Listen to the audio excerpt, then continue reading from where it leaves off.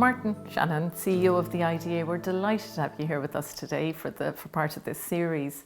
So I'm going to go straight in with the fact that, notwithstanding the pandemic and everything, the IDA has actually brought in some quite significant investment in the last year or two, and I'd love to just get a sense from you of the highlights maybe and some of the companies that you were particularly pleased to see arrive in Ireland.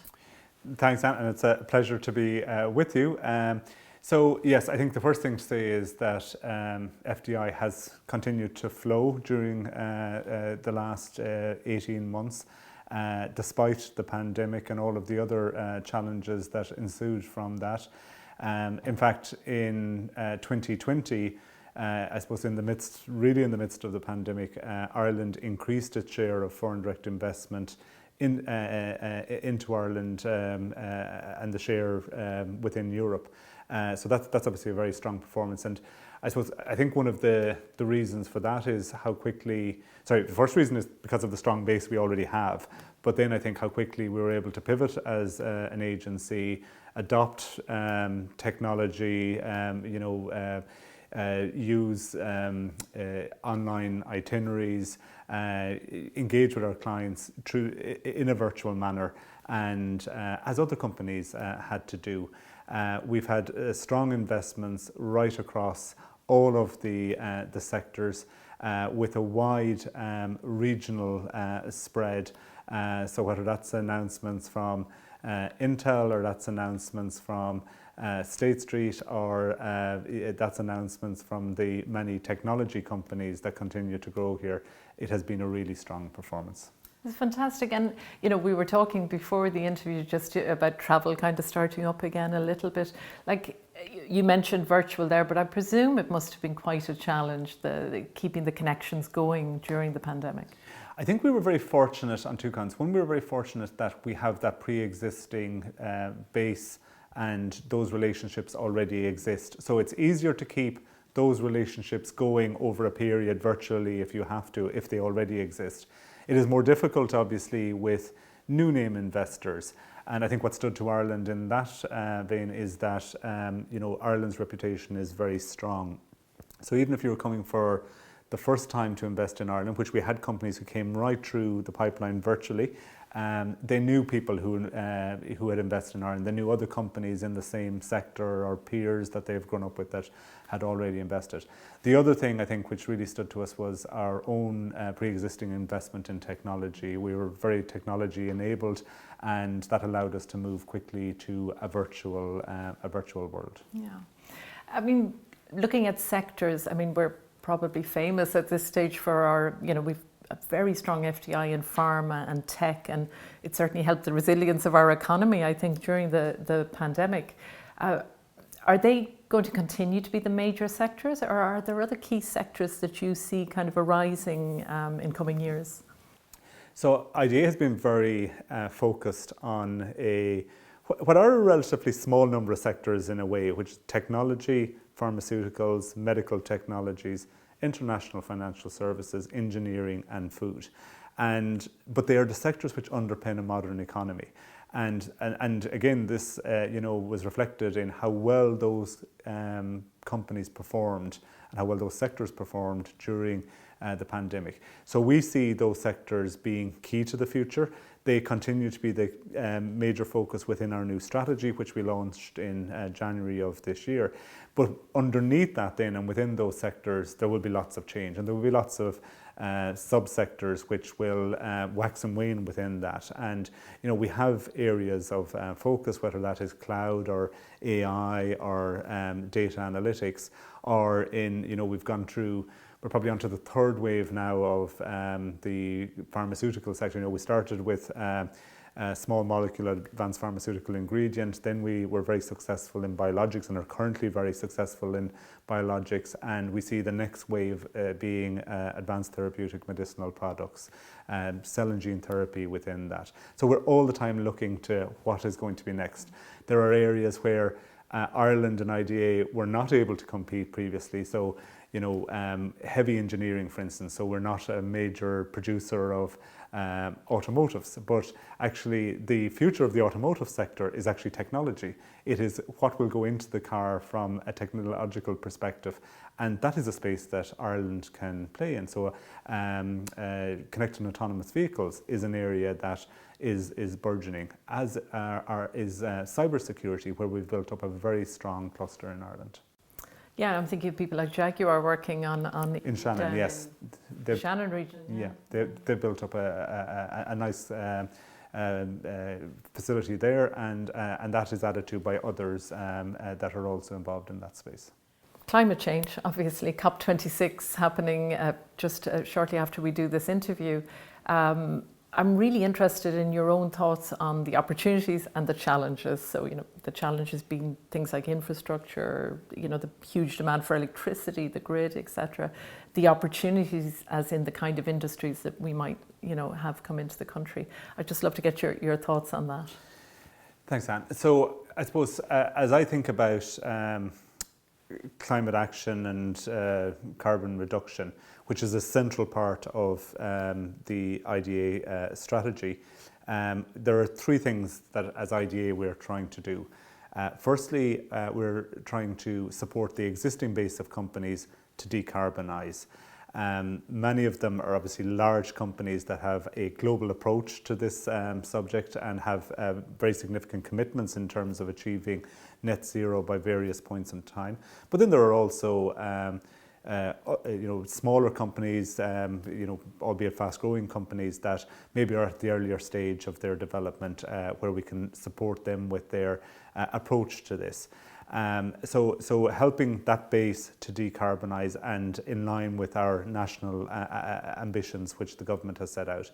The second thing that we have to do is attract companies that will help us to get there and help those companies to get there.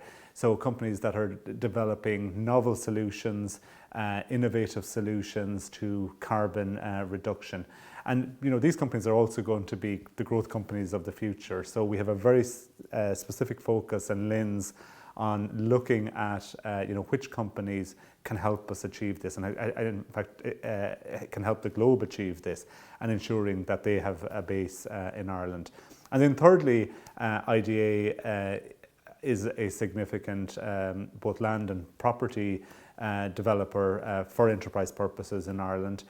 So we have business and technology parks, we have strategic sites, we build advanced technology buildings for companies to have turnkey solutions. Ensuring that property portfolio is as efficient as it can be and meets the highest standards from a carbon efficiency perspective is a key part of what we're trying to do. You mentioned some of the other infrastructure that is important. Clearly, having strong infrastructure, strong utilities is a really important part of the story. In terms of the energy grid and electricity supply, that has been a really strong part of IDA's story and Ireland's story for many decades. We are at a point in time where there is a mismatch currently between supply and demand. The challenge is largely on the supply issue. There's a number of factors which have come together, which have reduced the supply beyond what we might expect just at this point in time. Demand for energy is strong, undoubtedly, because we've seen huge economic development and enterprise development. So it's important that we have immediate solutions to that issue, and then that we have a long-term plan, which will also capture and harness the abundance of renewable energy which we're trying to build and develop in Ireland. IDEA very much welcomes the approach of EirGrid and the CRU to addressing the current issues, and we're working closely with them and with our clients who are the largest energy users to try find a way to address this. But having strong infrastructure, strong utilities, whether it's water, wastewater, supply of electricity, supply of gas, is a key part of the Ireland offering. No kidding. And I suppose traditionally a key part of the Irish offering was the tax rate of 12.5%. we've all changed at the moment. We've signed up to the global OECD deal. You've been asked this a million times, I have no doubt. But are you concerned about it at all, or do you think that we're at a place in the world at the moment where industry understands that there's going to have to be that 15% and that Ireland is still very attractive? So I suppose a few thoughts on that. The first is that we have to place it in a context, and the first part of that context is it is part of our offering. It isn't the entirety of our offering. So there are a whole host of other things which make up the Ireland proposition. The number one conversation we have with prospective investors is around the availability of talent. Stability is a huge part of Ireland's offering. The pro-enterprise policies that have been promulgated by successive governments for many years, and then the infrastructure and all of the other things that come into play. So taxes is part of the offering. It is an important part of the offering, there is no question. And the stability and consistency of Ireland's approach to taxation, both the regime and rate, has been important in winning in investment. I suppose that brings us to the base erosion profit shifting initiative by the OECD. Ireland was a full participant in the first phase of that, and introduced the elements of that initiative very quickly, and one of the first countries to introduce things like country by country reporting. We had preempted some of that as well in terms of changes to our own legislation. But we've always said that the important thing was that there was a global solution, that we can only deal with the challenges which have been thrown up largely by digitalization. The complexion of industry and enterprise has changed over many years, and how you tax it then has to reflect what the types of industry are, and I suppose the modern enterprise base. But that approach had to be global, and one country or one bloc moving on its own would never achieve this. That is why the OECD process was so important, because it was a global approach.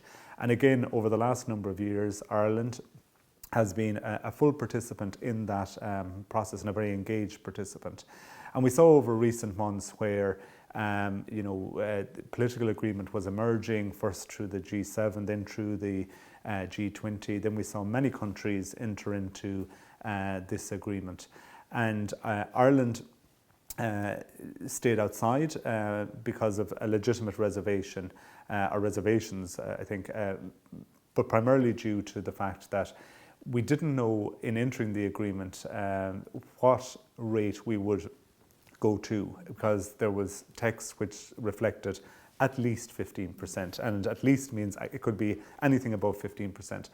And I suppose, given our commitment to consistency and stability, Ireland felt that we couldn't go to investors and saying we're entering into an agreement where we don't know what the minimum is going to be.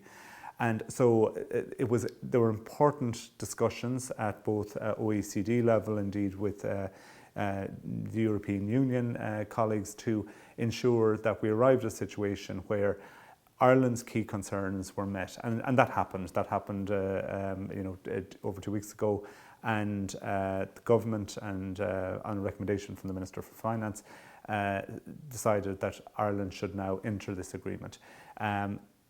In terms of, I suppose, the impact it will have on FDI, I don't believe it will have a significant impact on the current base of foreign direct investment that is here already. And I believe that we will continue to see a flow of investment. The flow of investment in the year to date has been extraordinarily strong, building on a very strong 2020 despite the pandemic. Many of the decisions that have been made in recent months have been made in full knowledge of the fact that Ireland is having this discussion at the OECD. I think by the time the announcement finally came, it will not have come as a huge surprise to many of the client companies already operating here. And I have engaged heavily, as you might expect, both in the run-up to that, as have my colleagues, and since that announcement over 2 weeks ago, in relation to client companies' views. And I think client companies understand where Ireland is coming from, why we have made this decision.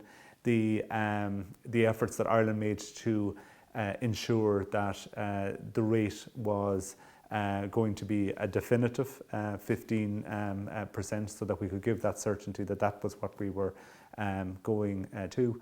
And Ireland will now work with colleagues within the OECD framework to ensure that as a technical detail emerges, that it reflects, I suppose, the intent that is there.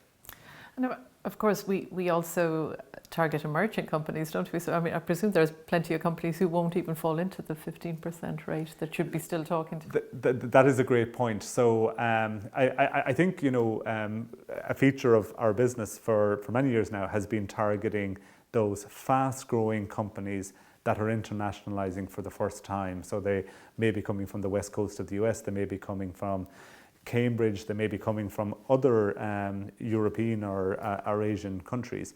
And we want, I suppose, their first destination, if they're thinking of internationalizing, to be Ireland. And we've been very successful at attracting those companies. And I often remind people that, you know, when even some of the largest companies that we have today arrived in Ireland, they weren't the companies then that they were now. So whether it was Apple in 1982, you know, it was not the company that it is today, the global behemoth, or whether it was LinkedIn when they arrived here with 6 people.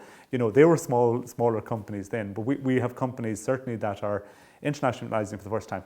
And many of those companies, particularly in the tech space, are on a journey where they're trying to grow revenues and gain market share. And many of them are pre-profit, and you know, and maybe pre-profit for a number of years post coming into Ireland. So actually, the tax rate is somewhat irrelevant at that stage, albeit it will, for hopefully, all of them become a relevant matter. And then also, yes, obviously, it's important to say that the agreement means that 95%, I think, of companies currently operating in Ireland will remain at 12.5%. It is just the largest companies who will fall into the 15% global minimum. I think people like to forget that sometimes. I mean, and it is really worth remembering, I think.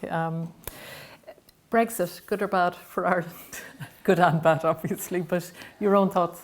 So, you know, Brexit under any scenario that we kind of looked at post the 2016 referendum in the UK was bad for Ireland. I mean, economically and every other way.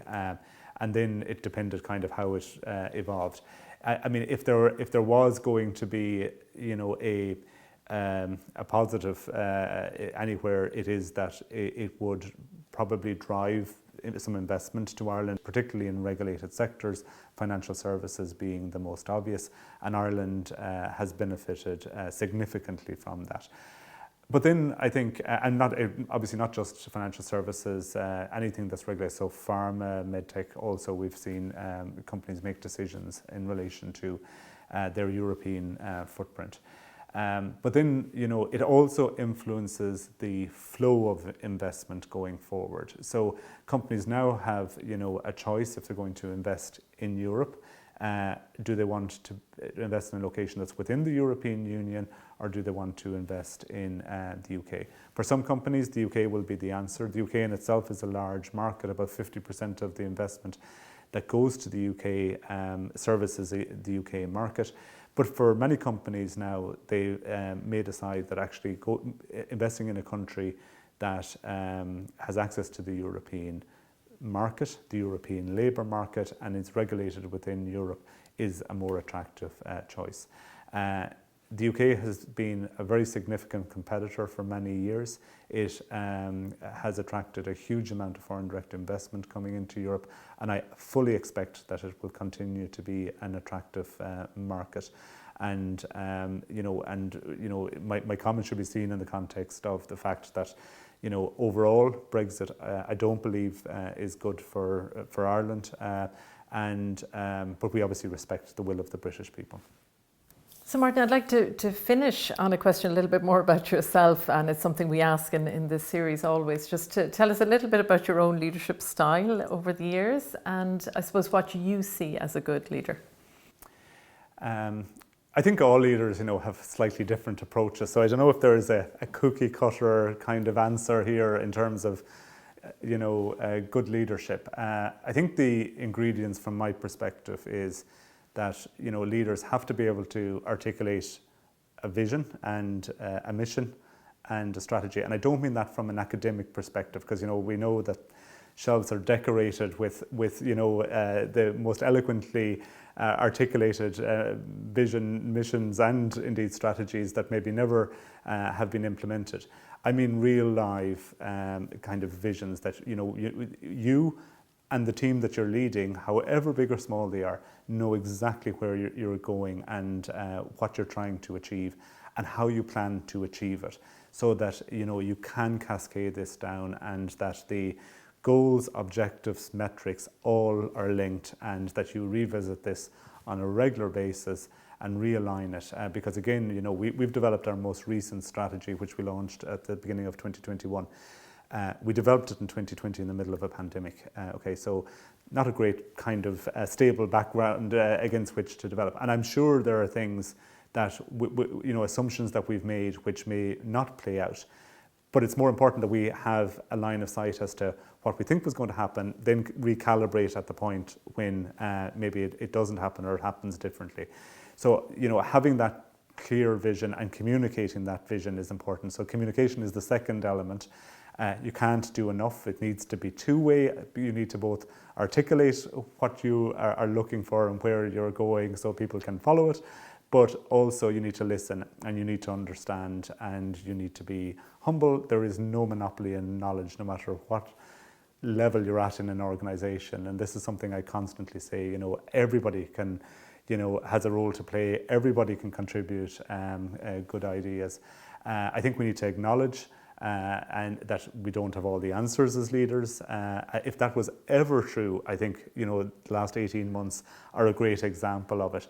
The pandemic came with no handbook, and therefore, what leaders in all walks of life, both political and in business and in agencies such as my own, were trying to do is try to give the best and most thoughtful and considered response in the context of where we found ourselves, often with very little information about what was going to happen next. And I think, being open and engaged with people and saying, we don't know if we don't know, this is what we're trying to achieve, and we'll work through this together. So I think there are some of the ingredients. I think you need to get stuck in as well, and you need to understand your business, whatever it is. And again, that could be a very large organization, publicly quoted. It could be a country, or it could be a state agency as my own. You need to understand your business in great detail. Martin, thanks a million. That was wonderful. Really good to have that chat with you today and to hear a little bit about what the IDA has been doing and what you're going to be getting up to in the next year or so. So thanks so much for being with us. Thanks a million. Thank you, Anne.